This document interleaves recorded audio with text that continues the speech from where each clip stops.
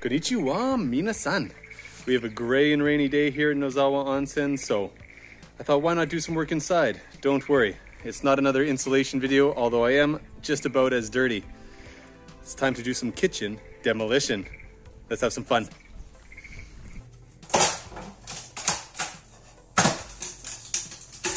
It is beautiful wood beams. Listening to that first crack was music to my ears, and then to see pitch black underneath made my heart beat a little faster. Looking at the structure of the house, and from what I had seen renovating the attic last fall, I was pretty sure that the 1970s chic Showa era siding was concealing the original Kaminka structure, but I was not sure of the state it would be in. Luckily, everything appears to be in great shape. Where in the West we often use decades to categorize cultural influences such as 80s heavy metal or 60s fashion, when discussing design and cultural elements of Japanese society, it is common to refer to the era in which they are from. In this case, the horrendous wood cladding comes from the Showa era, referencing the reign of Emperor Showa from 1926 to 1989, whereas the house dates back possibly to the Meiji era and the rule and major reformations of Emperor Meiji from 1868 to 1912. As mentioned in a previous video, there is reference to a previous owner being born at this location or in this house in 1872. So without further provenance, let's go with that and start to bring back the original structure. I think this is going to be the fun part. It's going to make a mess though.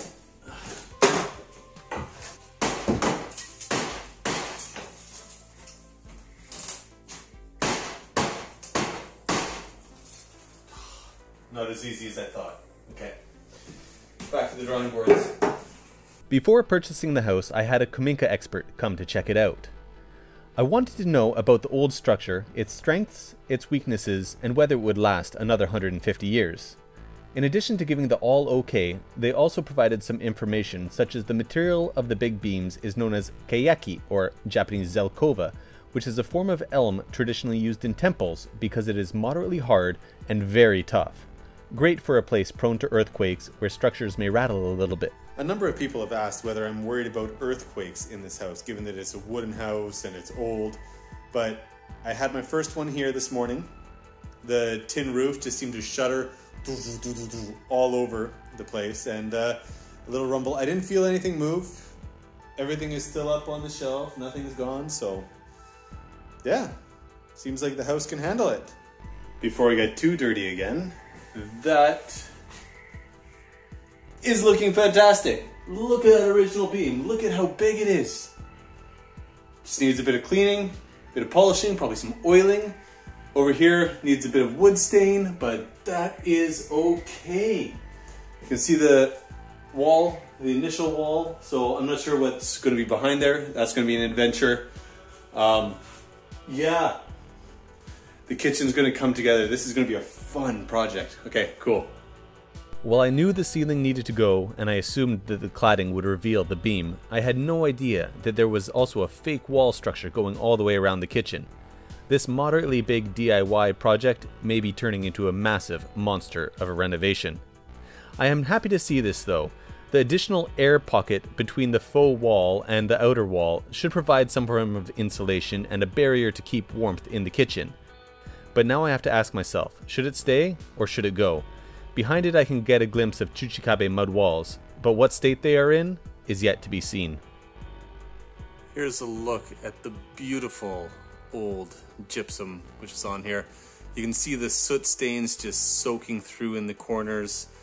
Try washing it off and just the pattern comes off and it just looks horrible. So this has got to go. Time for some brand new gypsum.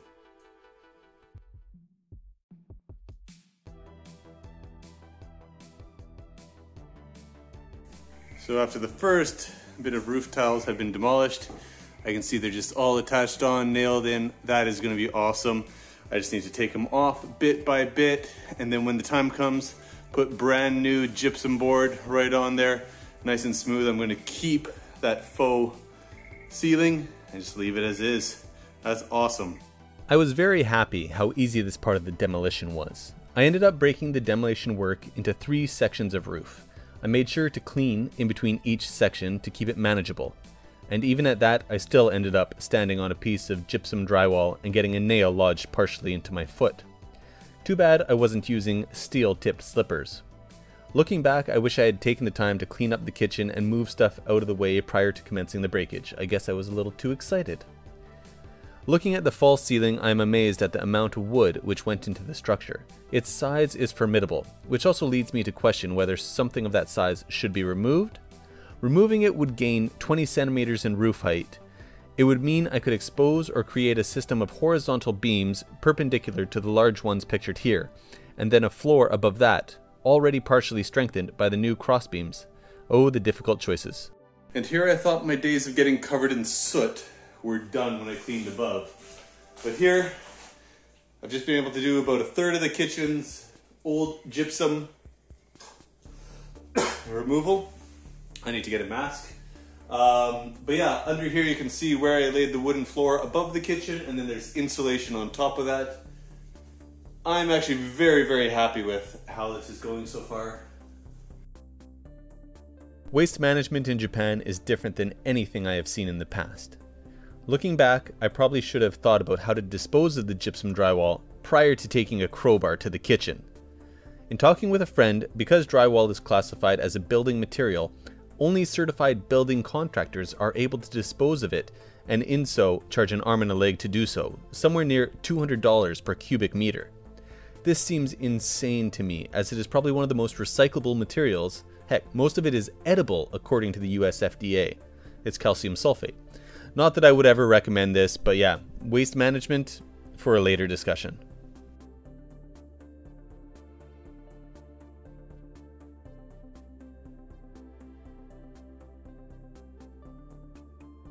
So progress is coming along pretty darn good. Whole lot of mess. I've already taken 2 boxes out.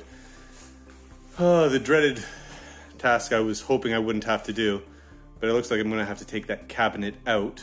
I'll just store it in the pantry as I just did with all the appliances, but I think that's what's gonna have to happen today. Shoot. Otherwise, I'm gonna reinstall this lamp because it's probably pretty good to have light this evening as I'm cleaning up.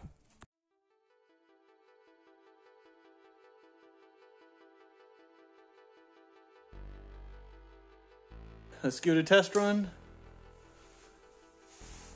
Whoa, we have light. Our beautiful, slightly pink cabinetry is definitely going to stay, and this cabinet will be going right back up as soon as I redo the ceiling and a little finishing work around the edges.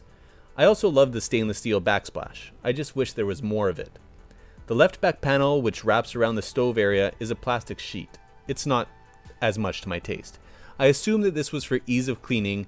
I will eventually hope to replace this with ceramic tiles, maybe a nice colorful scale mosaic and a stainless steel hood fan. We will see.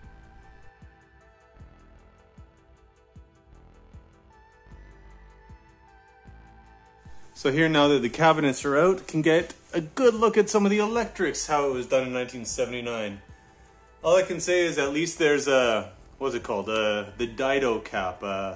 In French it's called a magret. I think in English it's called a filbert. And then it's tied on with some electrical tape. I think we're gonna have to redo all of this electric. But so that goes to those neons. We're gonna replace them anyways, so I'm gonna take them out now. Gonna do some pot lights hanging down, hopefully, not hanging down, but pot lights. And this is going to look epic. Neon lights are the bane of my existence. Throughout the house and Japan in general, the use of day bright white neon lights is the go-to. In time, I hope they will see the light, and move to warm white luminosity. For the kitchen, the neon is going out. While filming this video, I was 100% certain that I would pass new gypsum and put in pot lights. Now, I'm not so certain. There may be some changes to the plan before the next kitchen video, but anyways, back to the electric. I'm pretty happy to be able to see all of the wiring exposed here so that I can replace it, install proper electrical cases wherever the cables are exposed, and possibly run electrical piping instead of the current solution, which is exposed cable on the beams held in place with a staple gun staple. I think we will be able to sort this out pretty nicely and also make it pretty. Being able to see all the cables is also nice that I can complete an electrical map of the house and see how it corresponds to the fuse box. I'm not too worried about the electrical system to do the lights. When building my scuba diving resort in remote Indonesia, we didn't have a proper on-site electrician. I ended up doing most of the cable running throughout the bungalows and restaurant myself. With a bit of input from sparky friends, Google troubleshooting, and then having a final check and final fuse box installation done by a certified electrician, I was able to learn a lot along the way. One of the beautiful things is that the cables are often color coded, so that as long as you keep blue to blue and black to black, learn a little about circuits and how they open and close, electricity isn't too daunting. It's actually pretty fun, and it's very satisfying when the lights finally turn on.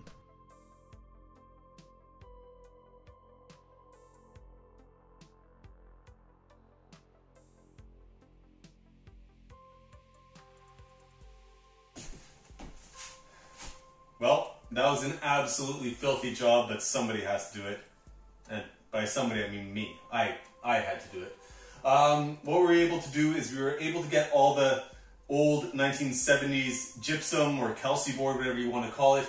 We were able to get that off. The reason why we were doing it was because instead of the large sheets, the 2 by 1 meter big sheets, what it was small little planks, and all the soot and dirt that was lying on top of it had seeped through, so it had all these stains coming through. So I said, okay, that's it, let's redo it, let's get it all done, do it once, do it right. And so we're going to replace it. So the next time we're here, I'm going to remove all of these nails, brand new gypsum, a nice clean quick lick of paint. I might actually get a contractor in to help with the plastering because I absolutely hate it, but we'll see. Maybe it'll be a lesson for myself that I shouldn't so quickly tear off the old before planning for the new. Thank you.